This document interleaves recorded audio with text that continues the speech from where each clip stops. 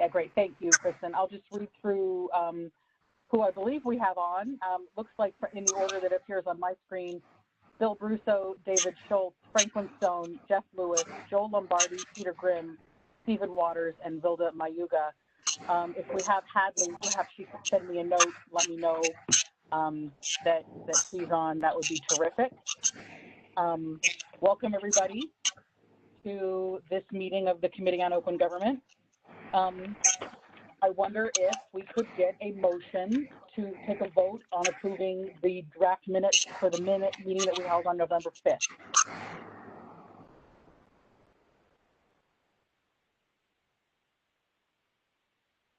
Moved. That's Bill. Does anyone second?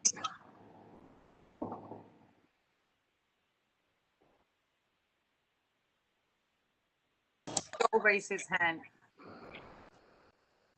Terrific. Do we have any objections? No. Barring objections, I will.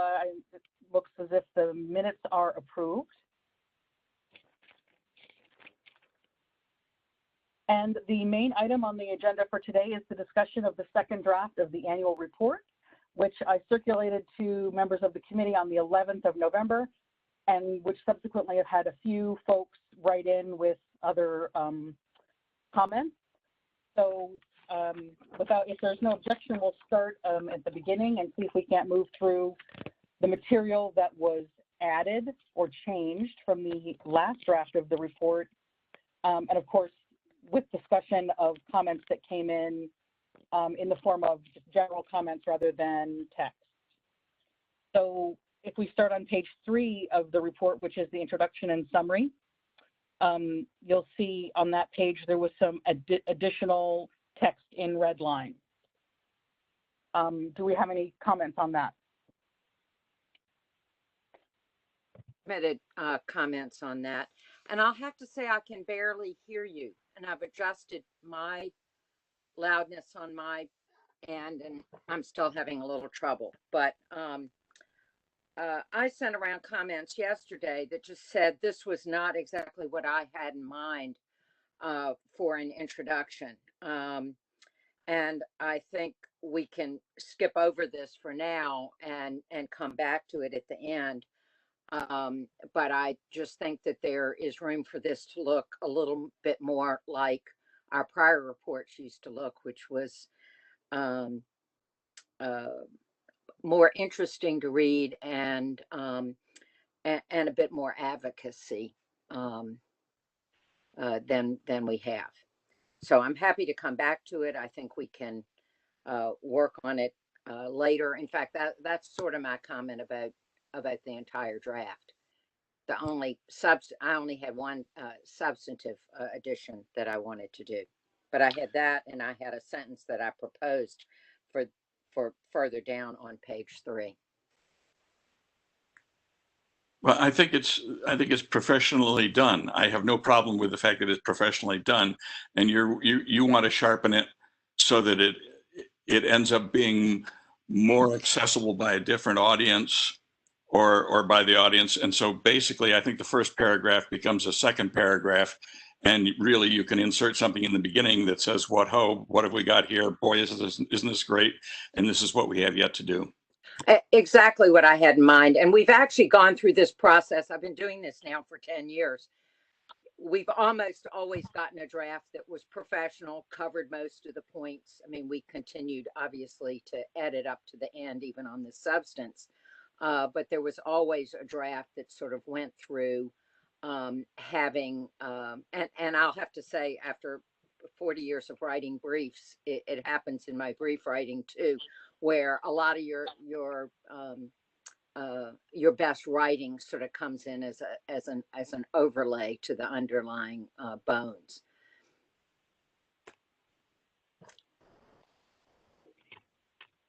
So what I'm hearing, Franklin, is that you're going to give us a paragraph that you'd like to see inserted as the first paragraph. Well, I will. I thought I had given very specific indication of what I wanted last time, but we seem to have a miscommunication. So I will write something. This to me looks like it came out of and I'm sure it did, out of something written somewhere. But I got to tell you, it put me to sleep in the first, the first page of our report, and that isn't what we want. Can I I'm ask? so sorry. I actually wrote that. Didn't mean to put you to sleep. Okay, you did. Can I ask? Who are we trying to reach? Because sometimes, like I hear you, Franklin, but then sometimes I also wonder whoever is interested in this topic will read it, and I don't know if we're trying to capture someone else's attention that's not already captured just by the topic of what we cover, and would actually go through whatever documents. Like I feel like when you talk about, on the part of legislative bills and stuff, this is the most boring thing to read, right? But those who do legislative bills, they read it because that's their area.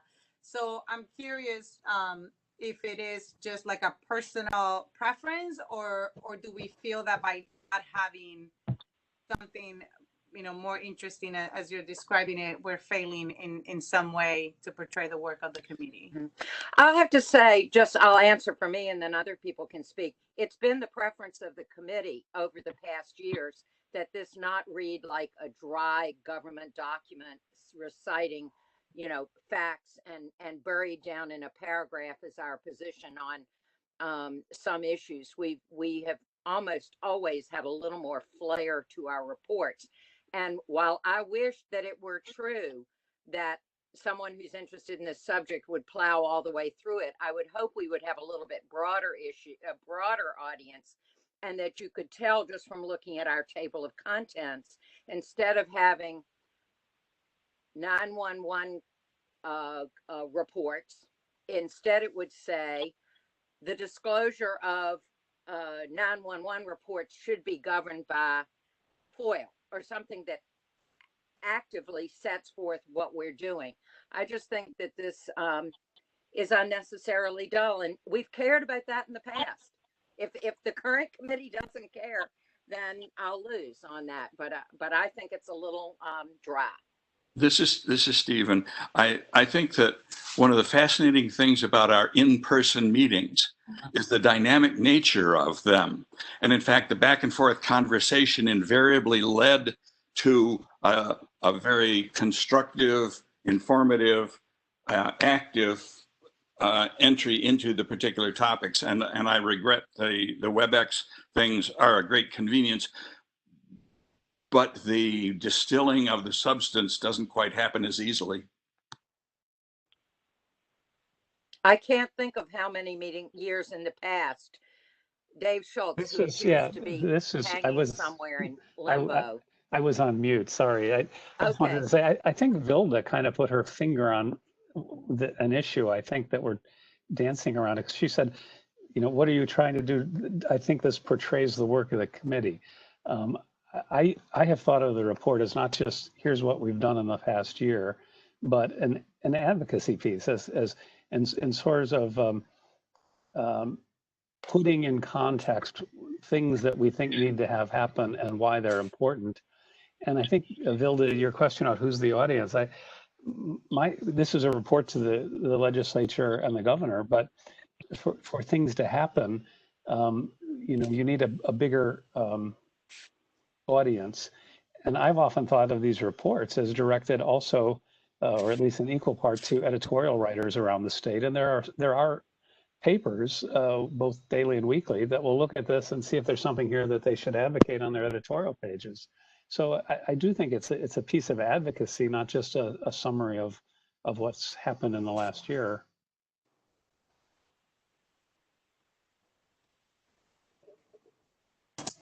I agree with David. Thank you.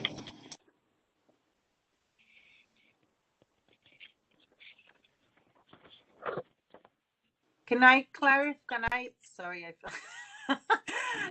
no, this is really great. This is really helpful. Not right now having the history of living through it, I guess, in the committee. But so when you also use the word advocacy, you mean advocacy in terms of the issues to look into, or do you also mean taking a position in a particular issue?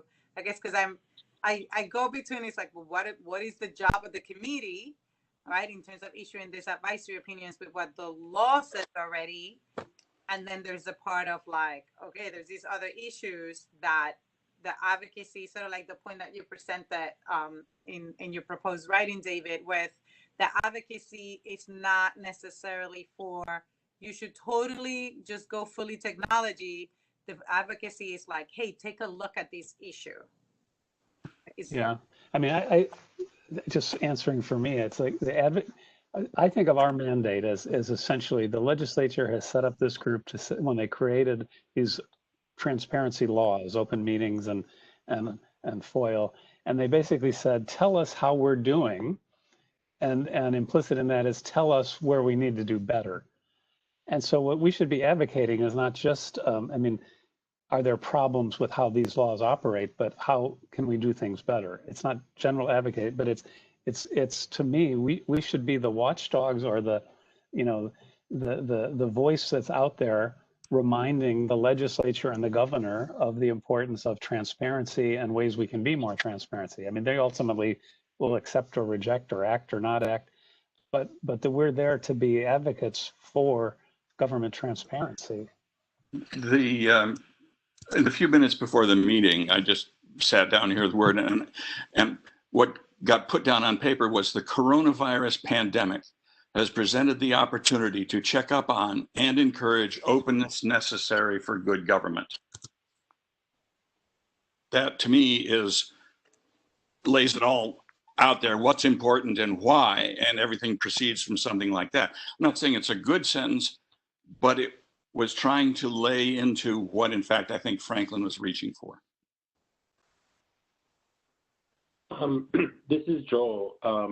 So I think, you know, sort of building off what Vilda said, I actually think there's a great deal of value in highlighting issues that people could, but the legislature and the executive should look into. I mean, I think after all, people know who the committee is, or at least they can find us, right? We're readily accessible online. They can send us emails. And, you know, I think that Shoshana and Kristen have said that, you know, they received, you know, comments, and obviously we field inquiries and you know, issue opinions. I guess my concern is I don't know if I feel, you know, in my role as an ex officio designee, and maybe that's just not how others feel, that I don't feel comfortable being an editorial writer or being an advocate necessarily, because I don't know if I'm in the best position to know what the right answer is, or if we even have the resources to know that.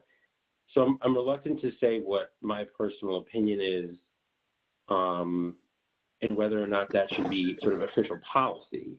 But I do think that we are, I think, probably best situated to highlight issues. I guess I'm just nervous about saying what we think it should be necessarily conclusively. But that's, I don't know if anybody else feels the same way.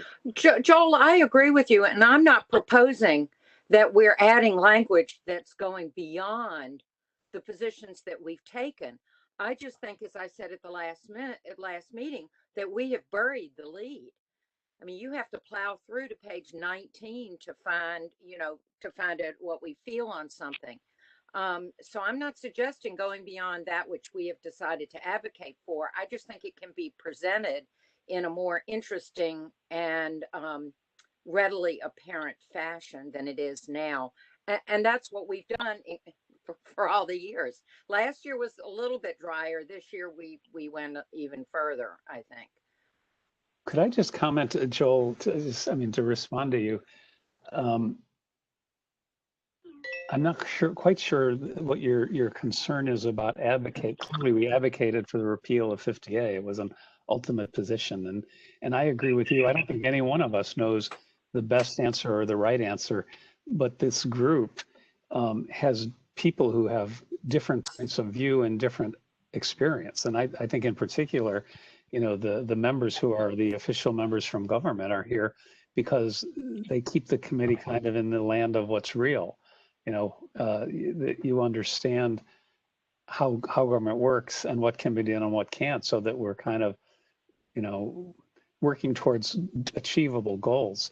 But I do see our role as being to advocate positions like the repeal of 50A, like the amendment to the law about privacy for, it provides privacy for defendants who are accused of sex crimes and things like that. And that we always have made ultimate positions on some things, like in our current report. What can we learn from the COVID crisis, and what can we do to technology? I don't think any of us has enough of a sense to make specific proposals, which is why I think it's very appropriate to raise that as an issue and encourage the legislature and the government to look into that. And we too can monitor that over the coming year. But I just think you underestimate the important role you play as a member of this body and helping to come to those conclusions if you're concerned about advocating a position. I think that your reservations, Joel, were very well expressed, but you wear two hats here. One is your official hat as a committee member, and the other is your intellect as an individual. And all of that is thrown into the pot, but it's fodder for the whole committee to work with, and fresh input for the whole committee to work with. And no one official or no one individual controls the result, but the participation is essential. Thank you, Stephen and David. No, I appreciate that. I think that, my concern, like I said, it's not that we shouldn't necessarily advocate for change by looking into issues, reporting on issues. For example, with the technology issue, I agree. I think there's great opportunity. I'm certainly enjoying taking advantage of it. But I think that, what we're really getting at is that it should be looked into and investigated, and maybe in a few years we would know maybe what a better answer is. I'm reluctant to take a hard, strong advocate position because maybe it's just a personal, my conservative nature, I don't know. That we necessarily have the information necessary to do that, but I don't think that we've done anything incorrectly, right? I think that the language that we put together on the technology piece, as it relates to sort of the EO and allowing what we're doing now to happen, I think puts us on the right track. So I don't have any dispute with that.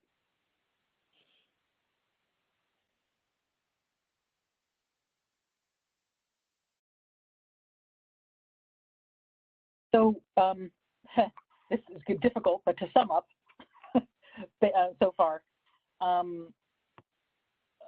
Franklin, you're going to send around a paragraph that you believe is a better introductory paragraph to lay on top of what we already have here in the introduction and summary. So that takes care of sort of the first half of the first page of text. And then we move on to number A, amendments to FOIL enacted with the repeal of 50A, and you had indicated, and I believe your email suggested that you had a sentence that you wanted to put in there. Should we move on to talk about that? Yeah, I would say you've skipped over one thing that I suggested, and I think the staff can do this, is turn our points into conclusions as opposed to just signaling what the discussion is below. And I don't think they all have to have that, but I think the major points should, or the points where we're taking a viewpoint. I mean, I could do that, but I think the staff should be able to do that as well. So it's essentially our table of contents. And if you look at amendments to FOIL enacted and repeal of 50A, that's a tough one to do, but in fact, I'm not sure how our table of contents is going to read.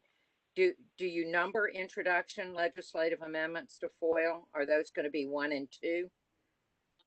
I'm not positive. So I think there'll be introduction, and then there'll be amendments to FOIL, and then there'll be A through, I think, is it E that we have?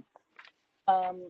Or A through B on that one, and then each heading will be its own heading in the table of contents. So anything that's... Gotcha. I think we could have better topics there, better topic sentences there. So that's the only other thing I would say. And I'm happy to move on to A. I think that I thought the sentence that I wrote was unobjectionable, but let's see if we have any objections. Why don't you read it out, Franklin? Yeah, I'm trying to read my handwriting.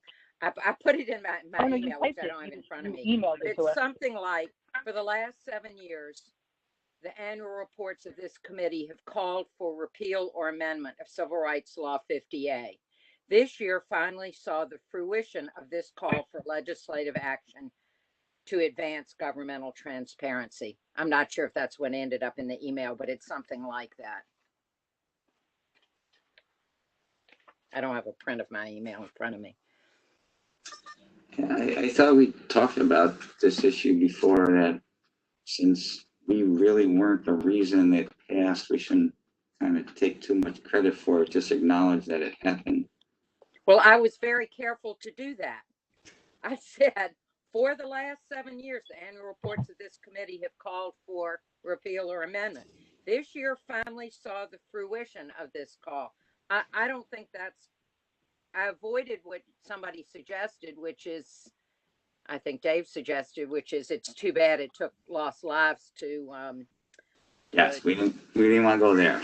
We didn't want to go there, but I think if you want to water down the this year finally saw the fruition of this call, I don't think saw the fruition of this call suggests that we are solely responsible for it happening. If that were true, that would have happened 7 years ago. But any event, that's the language that I proposed, and it seems to me it was fair, and it met with what we had discussed at the last meeting. Why do we? I'm struggling to follow why we need it. Why is it so needed to point out? Like, why does it matter that we've raised it and that we finally see it done?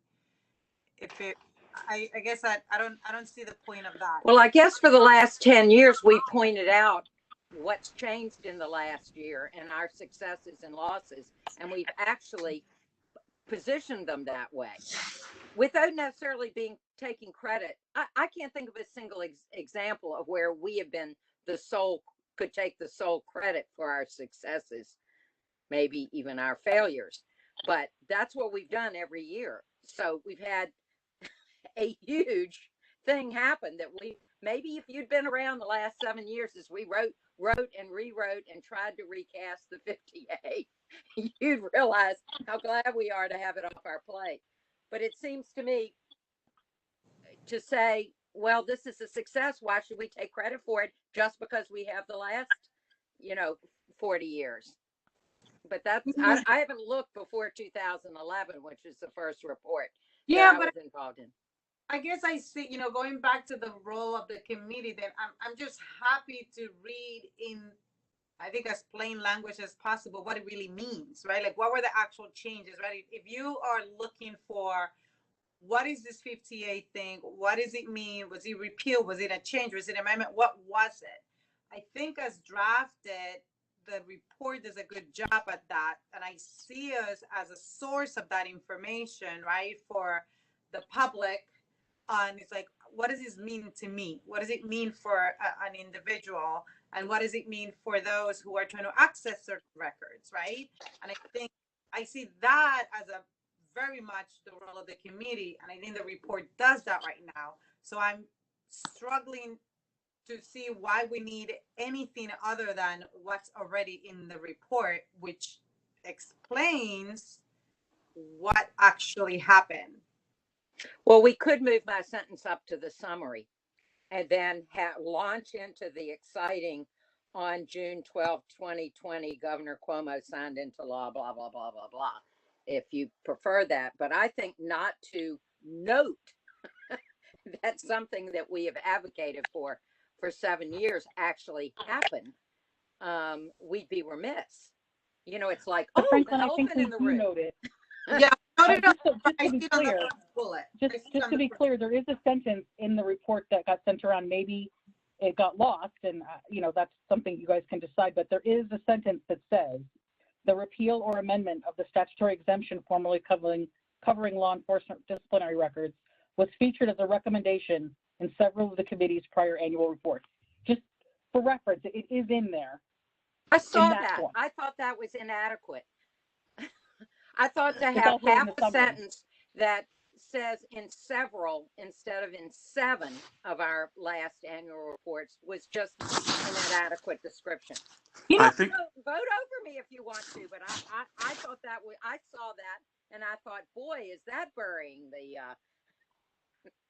I think that one of the things that you're talking about doing here is saying there has been some substance to what we've said in the past, and this is a reminder that it's worth listening to. Yes. Mm-hmm.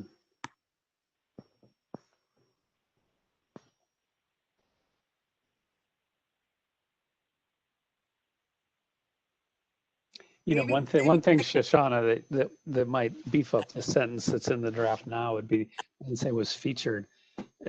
I believe it would be more accurate to say was the committee's primary legislative recommendation for several years, something like that. Yes. Because that's how we characterize it in a number of reports as our number one goal.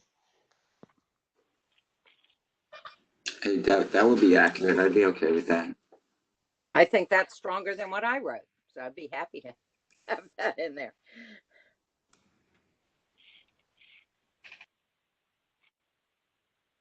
I was trying to tone it down, but it was in fact our primary. Seems to me one of our annual reports said to the legislature, please, please, if you only do one thing, this is the thing you should do. That's what we said to them. Now, maybe that's a little too flamboyant for the current committee, but that's what we said in the past. And that's pretty much the way we said it. I can find you the quote. Probably written by Dave.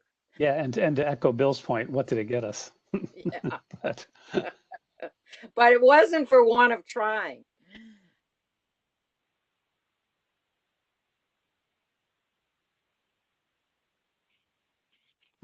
Okay, are we? Does this mean we can move on to the next point?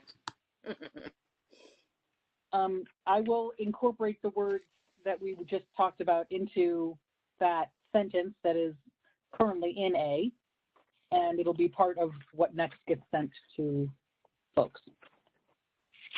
In the last meeting, we didn't have much to say about the rest of A. So if there still is not much to say about the rest of A, we can move to B. And there wasn't anything in the last meeting that anyone had to say about B.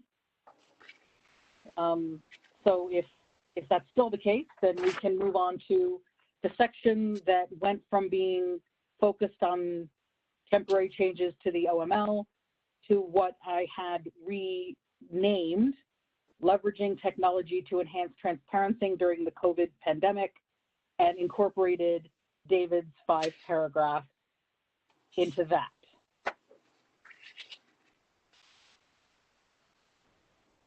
Can we talk about, are we ready to talk about that section now? It begins on page 9.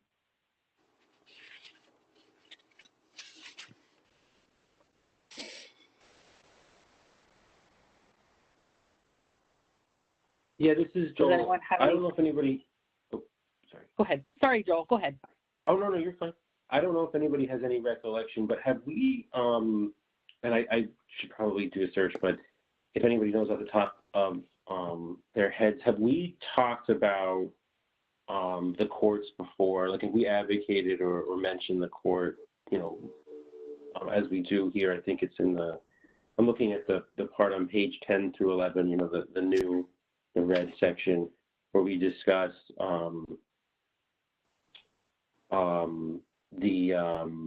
we cite Texas, and we talk about cameras in the courtroom.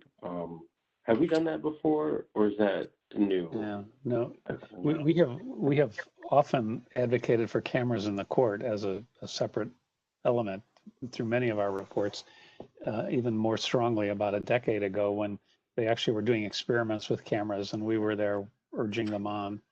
I think we even still have in this report at the back something about revisiting cameras in the courts in New York.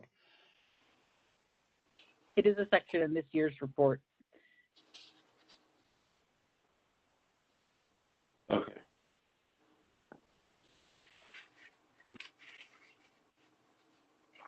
I think Jeff sent an email that may be something that. Yeah, this may be small, but I think just for a good government's sake, I don't think we need to list a specific corporate entity like Zoom or WebEx. I think that these technologies are developing, and it's explained what we're looking for, or without the need for an example. Don't need to tip hats one way or another. Yep. Who are you buying stock in? I already put my Sharpie through it, Jeff. But also, I guess what I was going to say is that I agree with that, Jeff, but also that I don't think that's the only sentence where that's mentioned. So I think we might want to take a look at the whole report. And if they're being used like factually, like mentioning something, that was it, fine. But if it's like an example, like you pointed out, then I agree. It shouldn't. It might even come across like with free advertising through our report for these companies. I don't think we want to get in that business. Yeah, and you can see actually, David, that I do not have any stock invested in either platform because I disclose that every year. But. And I heard you too, Vilda. We'll go through with a Sharpie and find out if there are other ways to describe in more generic terms anything that may be proprietary. Yeah. Okay. Does anyone have anything else to talk about on that section? Okay, then we can move on to page 12, which was the court decisions. There weren't many this year for probably obvious reasons. Nobody had any comments other than ministerial last time. I'm assuming nobody has any comments still. If they do, speak now. So then we can move on to proactive disclosure on the legislative recommendations. That's the first one on page 13. We talked about this in some detail during our last meeting, and based on what occurred during our last meeting, I reworked the section to discuss differently the material that had not yet been part of a formal bill proposed in the legislature. So it was reworked in that way. So if anyone has any comments on that reworking or this section in general, let's talk about those, please.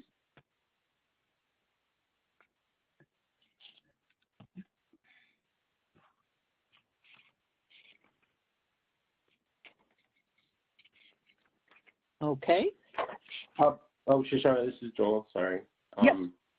The last sentence where we say the committee does not believe that such a requirement would impose undue obligations on localities maintaining a website and may reduce FOIL volume for such municipalities. I think that's probably true, but I'd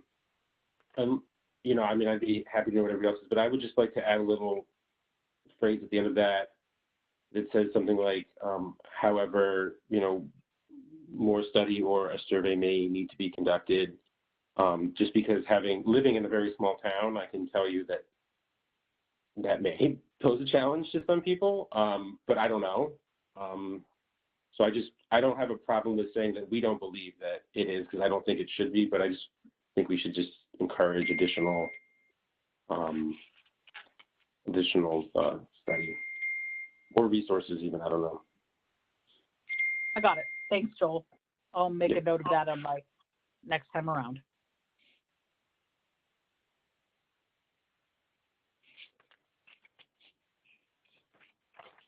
Okay. Actually, the next section in the legislative proposals section is the reasonable use of cameras in courtrooms, which we fleshed out a little bit in the section on proactive disclosure because in a certain way they're related, as David pointed out. Does anyone have any further comments to that section? Okay. And then we also had government created entities should be subject to FOIL. Again, nobody had comments on this in the last go round. Bringing J. Cope within the coverage of the FOIL, nobody had comments on that. Last round, and the clarifying amendments piece, again, nobody had comments on. And clarifying civil rights law 50B to protect privacy of victims, nobody had comments on that last time. I know that Franklin has something to add on the next one, which is disclosure withhold E911 records pursuant to FOIL. Hey, I'm so sorry. Sorry, Shoshana. Sorry, on the proactive disclosure part, I guess just going by what Joel was saying, which I think, yeah, we should be careful. I can tell you, just putting on my government hat, like I think, I don't know, I think maybe Stephen was saying, or David, sometimes people think a change is very easy, and then when you actually go to operationalize it, it's not that easy. Or, you know, it requires a number of steps that perhaps are not obvious to those who are not doing the actual work. So along those lines, I guess I was wondering if that is something that we should consider as well for the other parts where we're saying that the committee would support something. Or I don't know if that's already captured by using the word certain, when like on page 15 that says that the committee would support an amendment to the open meetings law to add a requirement that certain public bodies post their minutes to their websites rather than simply having them available upon request, as is already required, within 2 weeks of a meeting. The certain ones are identified in the statute, Bilda. It's only ones that maintain a high-speed internet connection and have a regularly maintained website. I see. It's just that portion of the statute always referred specifically to just that subset of entities. Should that be specified in the sentence in place of certain? Or Instead of saying certain, say specified? Yeah, in other words, not to leave it undefined, but to say that it's referenced elsewhere. like a footnote, maybe that. Entities defined in the statute? Yeah, or something of that ilk, because it does clarify it for those of us for whom the word might mean something in different in a private versus a public circumstance. Okay, I have that note, and I will try to make that more clear. Hi, this is Chris. I just wanted to, I apologize. I meant to do this before the meeting, but I had one thing right after another. I just pulled up because when we were talking about the call-in bills, she had mentioned when she came to talk to us that she had intended to introduce some legislation that combines certain aspects of existing proposals. I just pulled it up and it looks like that has happened. You just might need to tweak the language in that section because it looks like 109A, 109A3, and A11032 have now been combined into a simple bill. So it's not going to be substantive. It's just going to require a little tweaking in terms to reflect that. Yeah, we can revert to a certain extent back to our initial language where we discussed it as a combined proposal. We'll make that clear in the next thing that goes around without making substantive changes. Thanks for catching that, Kristen. No problem. That was important to us last meeting.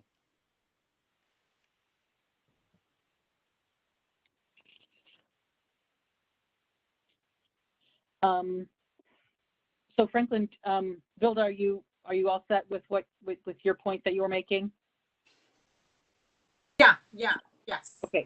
I guess I just want to be careful throughout, like when we do, I don't want to make assumptions as to how fast or easy we think things can happen, throughout the whole state, because we just don't know. That is true. On the issue of E911, Franklin, I know your email last night had a specific suggestion on that. Yeah, I thought, well, am I alive? Okay.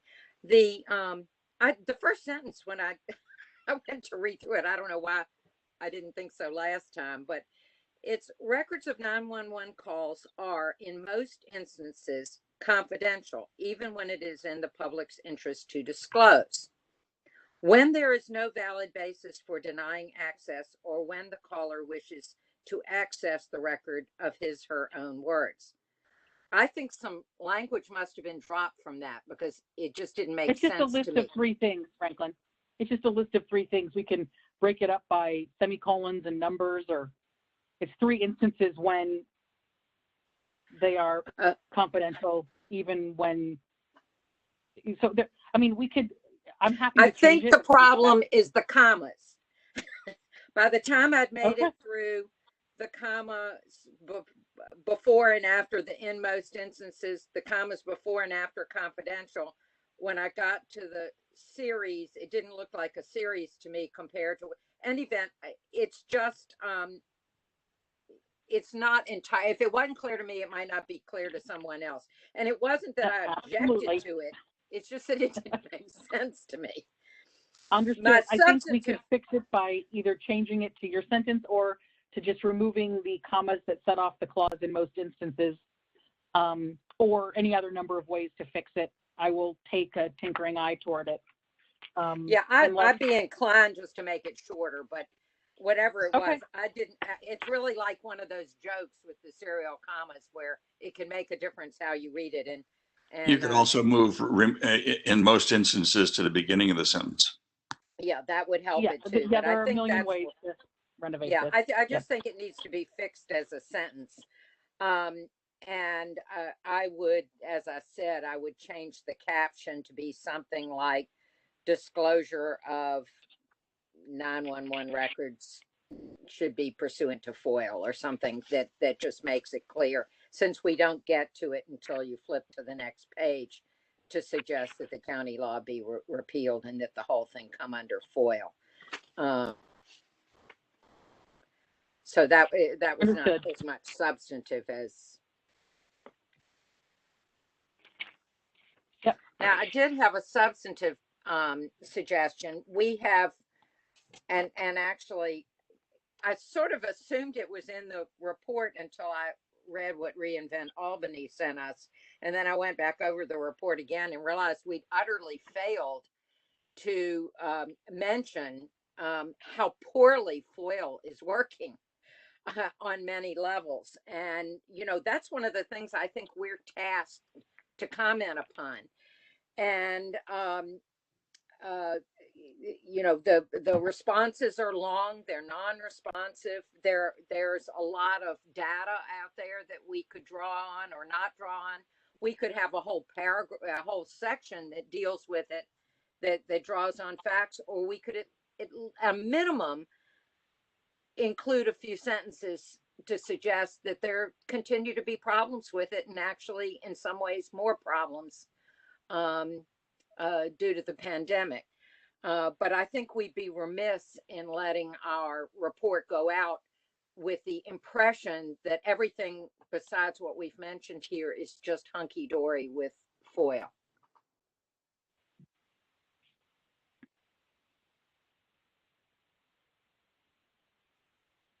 I agree with Reinvent. I suddenly got music.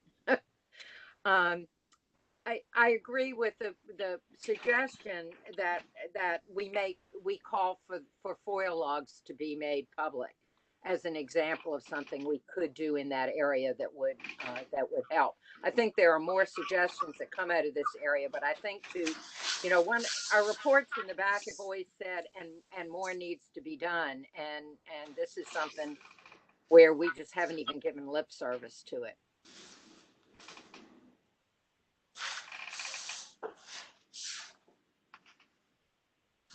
Are we going to base that on some kind of facts? I mean, have there been no complaints to the committee about the operations of FOIL, or can they not be derived from some of the questions that have been put to us? There are always complaints about how FOIL works to the committee. We hear from many people who wish the FOIL law said different things and required different actions by covered agencies. Kristen might be in a better position to talk about this as it has moved over time as far as what the committee has heard. but based on the folks that I've spoken to and the correspondence that I have reviewed and the people I've made contact with, in my brief tenure, you can sum up the complaints about FOIL pretty neatly into the two categories. One category of the type that we're addressing, the topics that we're addressing in this report already, and one, the other lump will be people who won't be satisfied by anything other than perfect happiness with their demands being met, you know, as they articulate them. So you know, and I'm going to let Kristen chime in because I think she's better positioned to tell us whether in the years that she's been hearing from people, things have gotten worse. And so I guess with that, I'll let her talk. I don't think things have gotten significantly worse. I do think that one concern is the amount of time. I don't think FOIL has failed. And I think the problem is Understand you, Kristen. I'm sorry? Can you get a little closer? Can everyone hear me? Kristen, you sound muffled. Oh, let's see. Understand you, and I'm very interested in what you have to say. Okay, is that better? Hello? Yes, it is. Yes. Yes, it is better. Thank you. Sorry, I lost my train of thought there.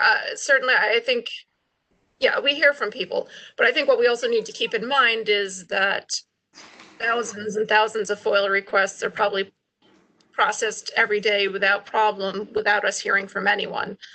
The biggest concern that I would say is delays, but sometimes that's something that we've attempted to address by the technical amendments. The technical amendments that we're proposing would assist with that in some way. But I don't think things have gotten worse. No. Could I just offer a slightly different view? I wouldn't say, maybe I would say that FOIL is broke in the sense that, at least in some ways it works really, really well. I think particularly at the local level, you know, where people can go in and find out what they need from their city council or their town board. I think in big cities like New York, there are real problems that I don't know if they're problems with the law or problems with resources, but for example, just this morning, you know, one of the things the clinic that I run does is to help journalists with transparency issues. And I had a call from a reporter who's been working on a story relating to some contracting issues with the New York City Board of Education. Over a year ago, they submitted a request for something that would just be kind of a data dump that would take about 10 minutes on a computer to get. And they kept getting dates. We'll get it to you in 3 months. We'll get it to you in another 3 months. Finally, they were told they wouldn't get it until sometime in November this year, or like 18 months after the request went in. When they weren't getting that, they put in a much narrower request 2 months ago, and were told they would get that response by the beginning of November. The beginning of November came, and they said, well, actually, we'll get it to you in February.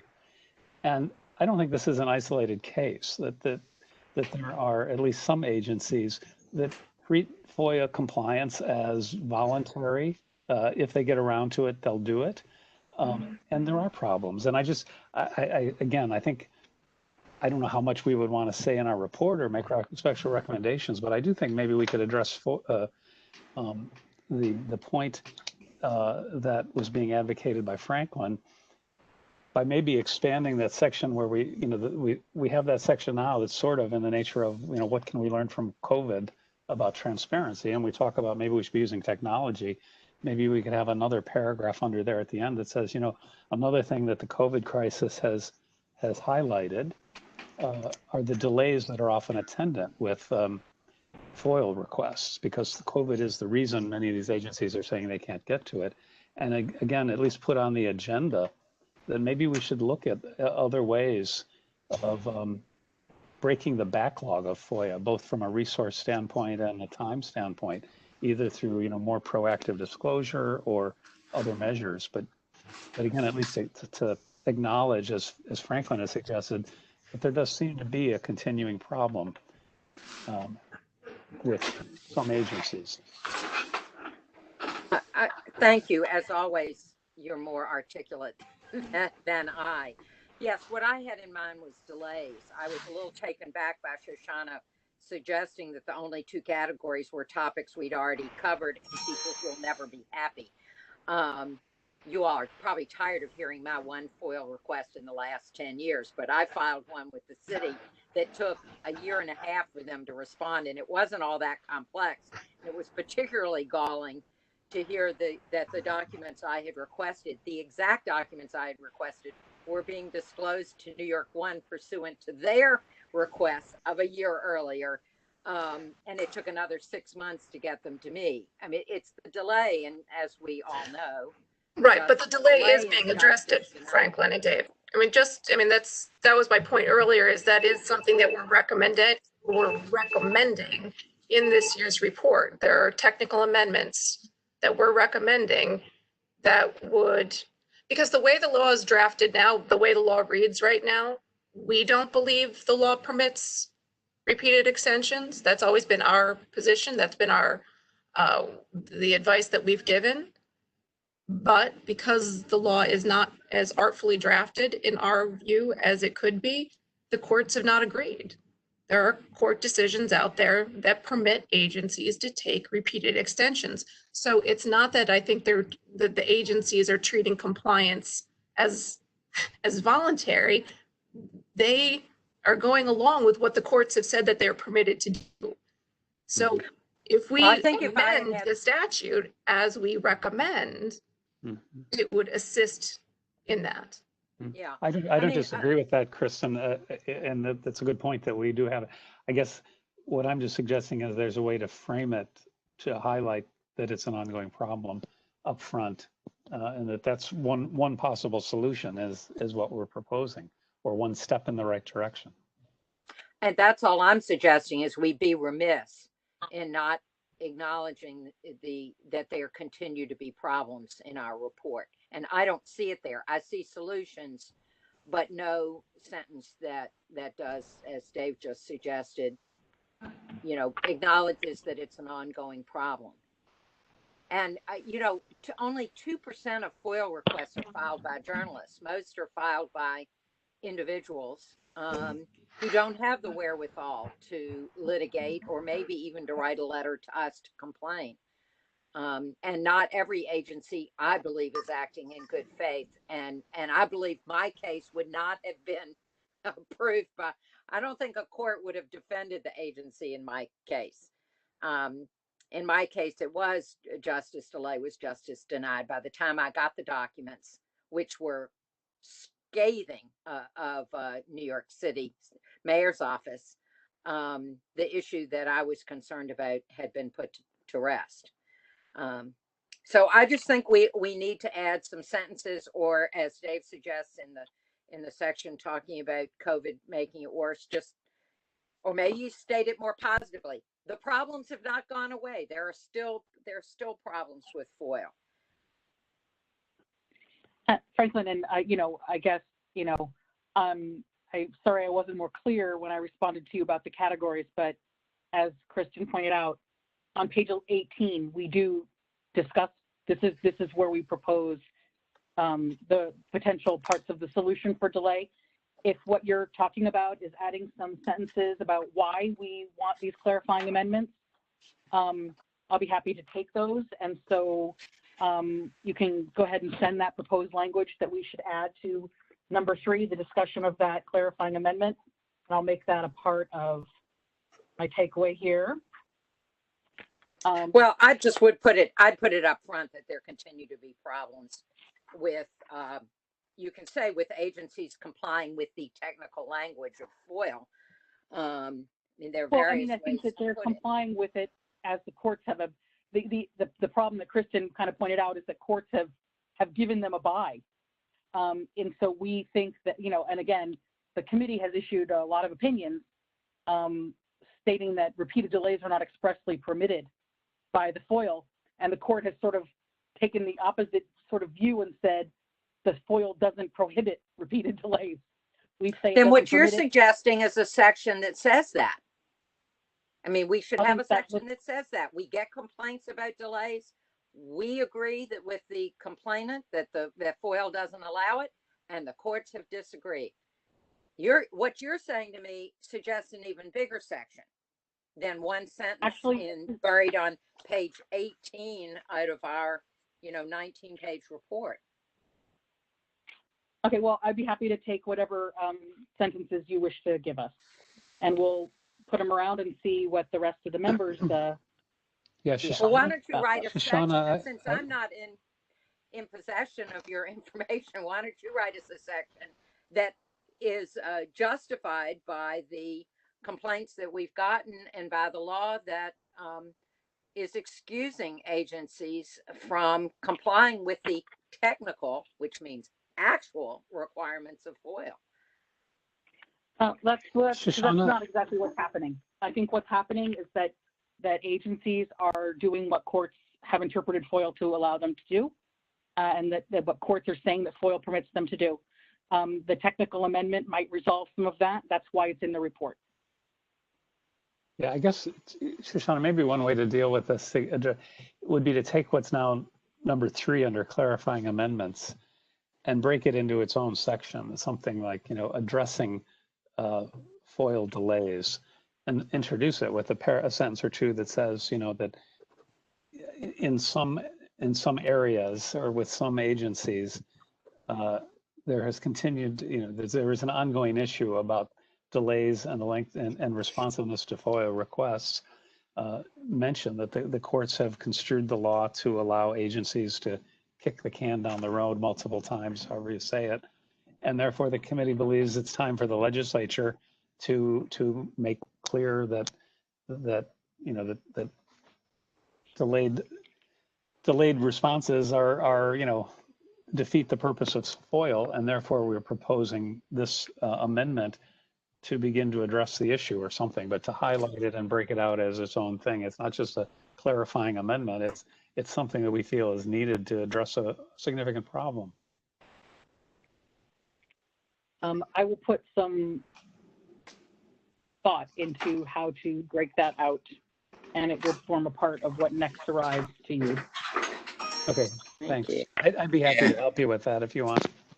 I think we need to be very careful about this, because you don't hear from somebody if they get their FOIL request really quickly and they're happy. They just go away. You hear from people who don't. So all you have is some complaints. It's not like we have statistics that we can rely on to say that there's a universal problem. So, I mean, I'm glad to look at language, but I'm just going to be real careful about what we say, that make me happy. Yeah. I'm not suggesting that it's universal. Yeah, no, but I would just say, Bill, you're right. And the people who are complying, these amendments won't affect them. So it's not, but I do think there are statistics. I don't know how recent they were, but when, well, if we can find something when Bill de Blasio was the comptroller in New York, which goes back, now, probably 10 years.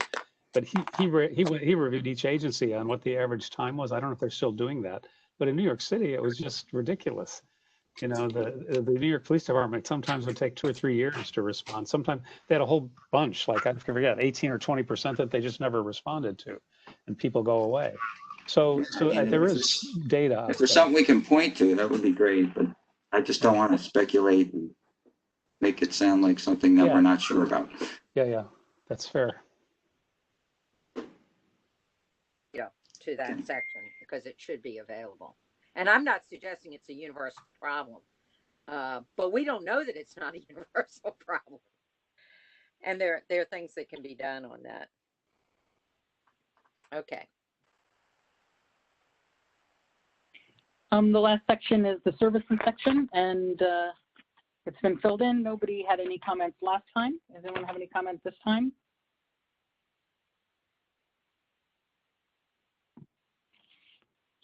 All right, so should I run back? Oh, go ahead, Franklin. I would have is that I hope we are going to increase our presentations, because we really have had a drop off between last November 1st or October 1st and this October 31st. Half of that was COVID, although most of the organizations that I participate in jumped right in with online presentations. But I hope that we can pick up the number.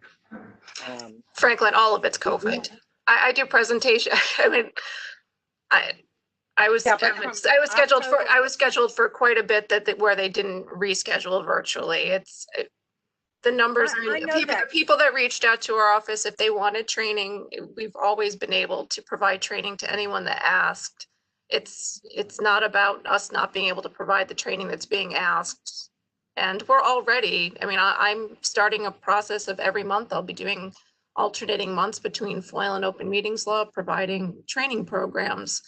But the reduction is certainly COVID related. Well, 6 months of our data is pre-COVID. And I know you were a Lone Ranger, Kristen. I'm not where it used to be you and the executive director. So I appreciate that you did yeoman's work over the last year, but it's not, the data isn't all COVID. And I just, but the point is no one was turned down. So I'm not sure how. I heard to the contrary. So we can discuss this offline if you'd like.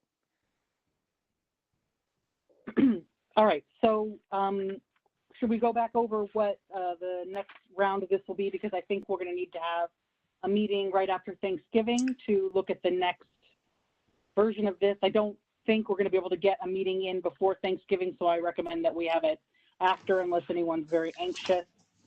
Shoshona, yes. Stephen, could I make a Microsoft Word suggestion? Some dozen years ago, I wrote a book, and there are mysteries in Microsoft Word that are very hard to penetrate. But if you can find a power user around there, I learned how to set up tables of contents that were dynamic. And just before you sent that out, you filled in, you calculated and filled in the page numbers and everything in your Microsoft Word document up at the front. And that would make it easier for us to see globally what the organization was like, rather than laboriously filling it in afterwards. And I can point you to the right sections maybe, or maybe you have a power user around there who could help. We can absolutely create a table of contents. We just weren't doing it until the final, closer to the final. The next version will have a table of contents for you to take a look at. Great. I think that'd be helpful. Yeah, it's not a problem. All right. So in the introduction and summary, Franklin's going to send me a paragraph that she'd like to have as a sort of introductory paragraph above the current paragraphs that exist there. In the legislative amendments to FOIL section under A, I'm going to make the change we discussed about primary legislative recommendation in that sentence that appears there. And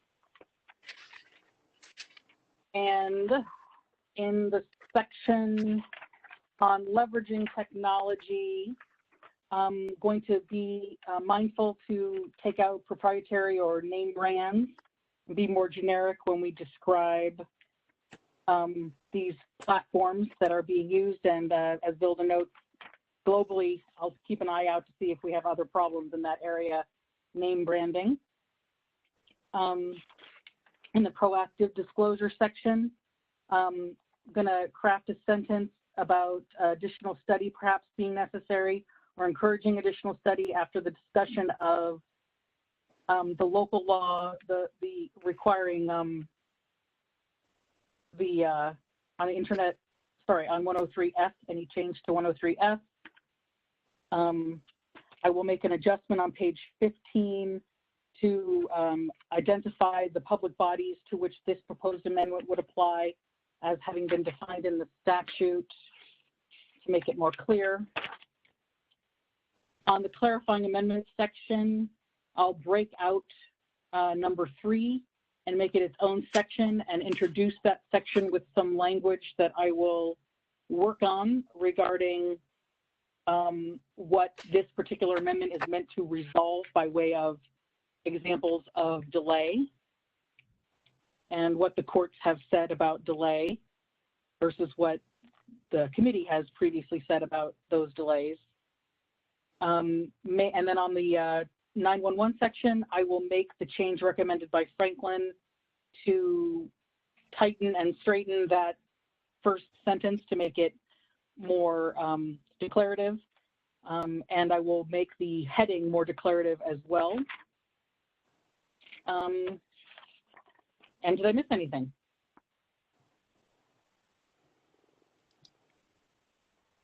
No. All right. So Franklin, sorry, I've just that point about the clarifying the amendment to deal with delay. I would consider moving that up higher in the list, so it looks like a more of a priority. Sure, I'll move it up. And it's so much. You're right. I'd see how it works as a standalone piece and where it fits. Okay. Let me just make a note of that so I don't forget, but there will be a minute anyway. So as far as the timeline for getting this next version of this out, my hope is that I will have this to you no later than close of business Monday, so that there is at least one day for everyone to consider it next week before many people go off and celebrate their Thanksgiving. And I would hope to have a meeting in the week directly following Thanksgiving to discuss it. So bearing that in mind, Franklin, do you think that you will be able to get me the piece that you're working on by some point in the day on Monday? Sure, I will do that. Okay, great. So then I'll incorporate that, and in the evening time at some point on Monday, I will gather everything together and get it turned around. It will have a table of contents for everyone to look at. I will work on making as active as possible the headings in the table of contents so that it is more clear to readers the ultimate positions being taken, so that they are less descriptive and more active, as Franklin has pointed out, would be desirous. So is that everything on the draft? Okay. Do we have any other business? I have one request, which is that at our next meeting, could we schedule time at the end of the meeting for an executive session? Sure.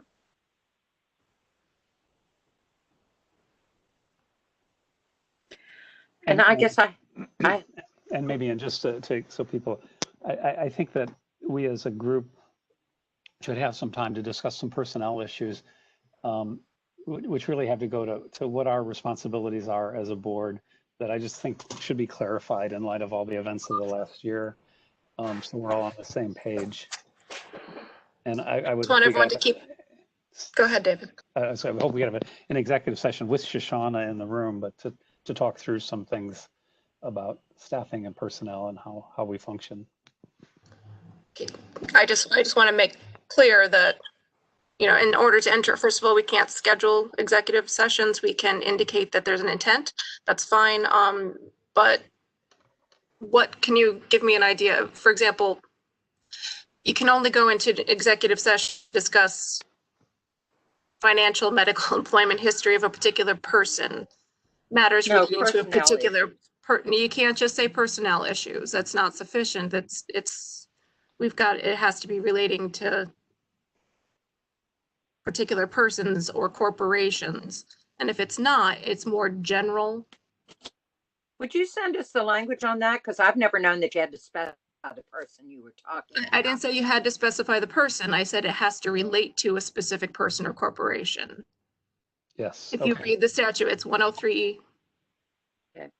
105 1F, and you need to, you need to be, your motion to enter into executive session needs to be as specific as possible without defeating the purpose of the motion, and it needs to be more than just a recitation of the statute. That's what the courts have held, and there needs to be a clear indication that it's it meets the statutory requirements. So just stating, for example, personnel is not going to be sufficient.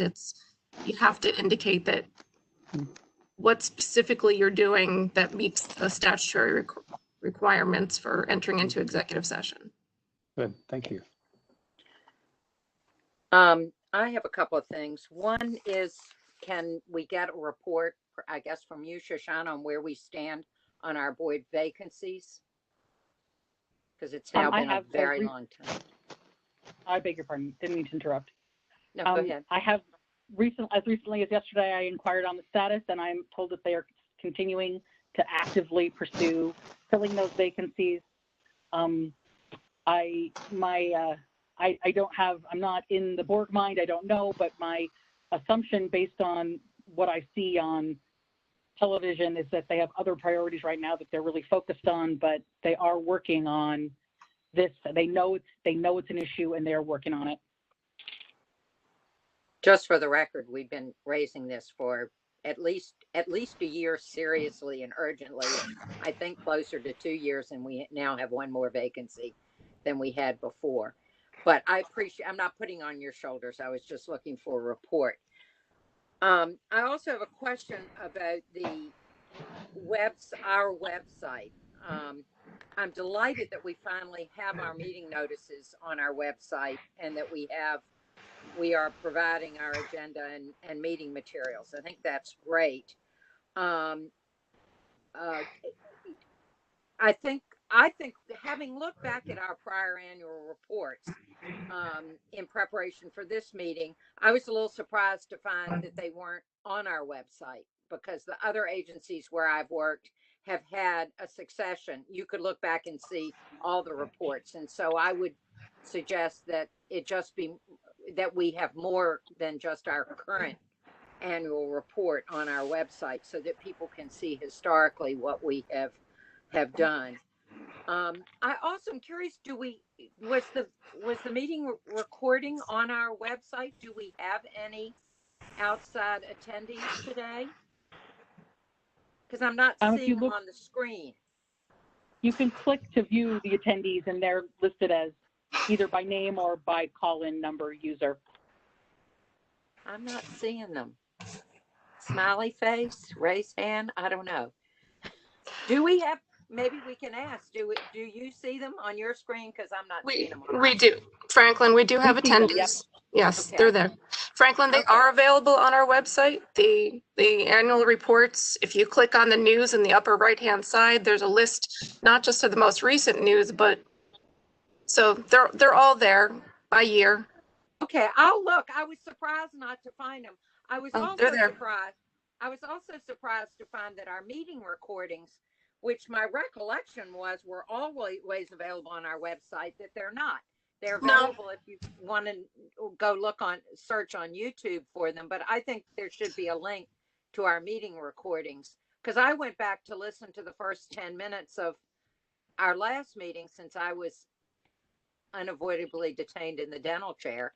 And I had to write Shoshana to get the link to go see our meeting recording. I think those should be just available on our website.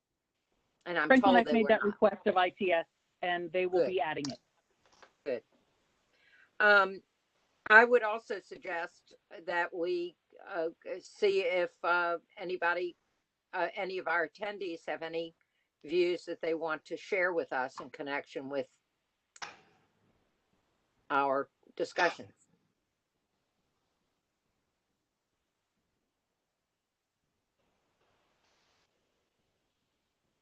I gather they're muted. Are they not responding because they're muted, or are they not responding because nobody wishes to speak?